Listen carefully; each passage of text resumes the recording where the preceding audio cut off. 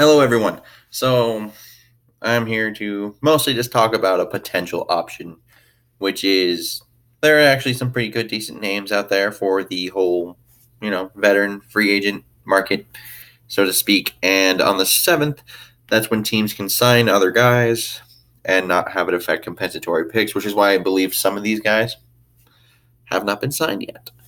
So, I've grouped this into a few different categories here. But my first one is the interior defensive lineman. Ndamukong Suh, he's 32 years old. He's kind of the one I lead off with here just because he is the biggest name by far. Everyone knows, second overall draft pick in 2010 and has been able to amass 56 sacks throughout his entire career. And he's always kind of just been this defensive presence while he was on the field. And Zim has said a few times this offseason that he felt they should get bigger at on the defensive line. I think that was mainly a thing at Richardson because Richardson's kind of like 6'2", 6'3", 290 ish, and Suh comes in at 6'4", 305, and I think even though he is a better run defender, I think he has the ability to still be an effective pass rusher, and he's never had less than 9 quarterback hits in a season per Pro Football Reference, and that was in 2011, the last time.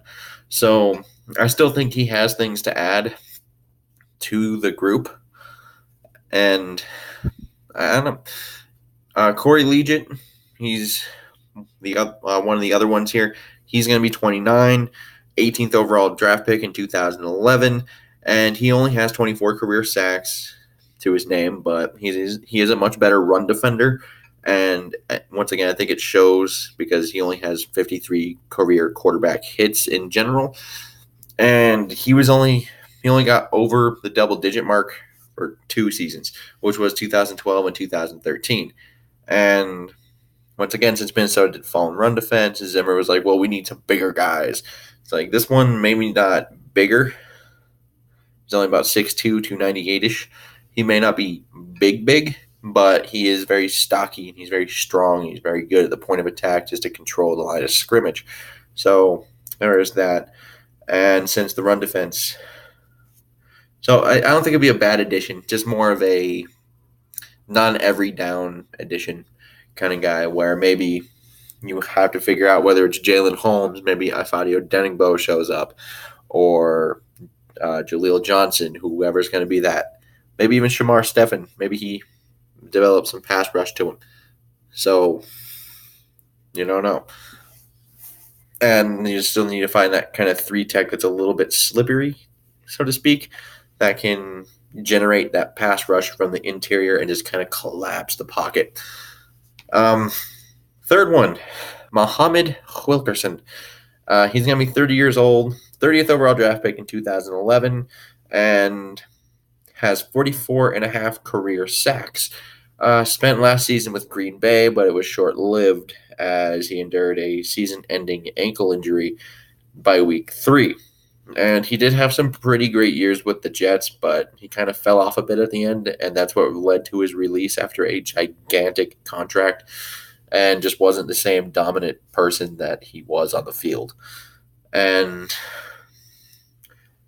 just knowing how Minnesota's coaching staff is when it comes to defensive players, this could be a guy they could have some level of interest in, being the fact that he was considered quite possibly one of the best defensive linemen in the entire league at one point, if like that top 5 kind of category.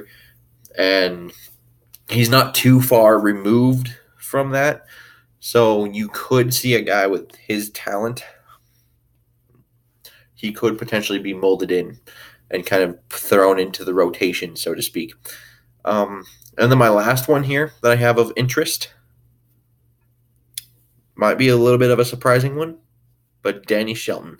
Shelton's the youngest one on this list. He's 25, and obviously 12th overall pick by the Browns in 2015. Isn't a pass rusher by any means. We all know that. But he's like 6'2", 345 pounds, and he has some surprising athleticism for a man of that size. And just going back to that thing Zim said, you want to get better run defense. He wants to get some bigger guys up front. You ain't getting no bigger than Danny Shelton. So I think he could be a primary backup to Linval to start with if they were to go there on this route of things. And they could potentially line them up next to each other just in those short yardage and goal line situations where it's like 3rd and 1, 4th and inches, 4th and goal, 4th and 1, those kind of things where they're likely to run the ball. It's going to be very difficult to move those two guys from the middle. And I could see that being a thing. And before I end this, I will say I do know they need to free up money, which is kind of why I'm going through this, because there's been a lot of Rudolph talk, and if they do decide to go that route, they don't necessarily need $7.6 million to free up. But if they are looking to add a veteran of some form, they do need to free up extra money like that in order to get one. So that's why I'm doing these. I will have a few more of these as well. Just at positions of need. I'm not going to predict any odd things. But until next time, I bid you all adieu.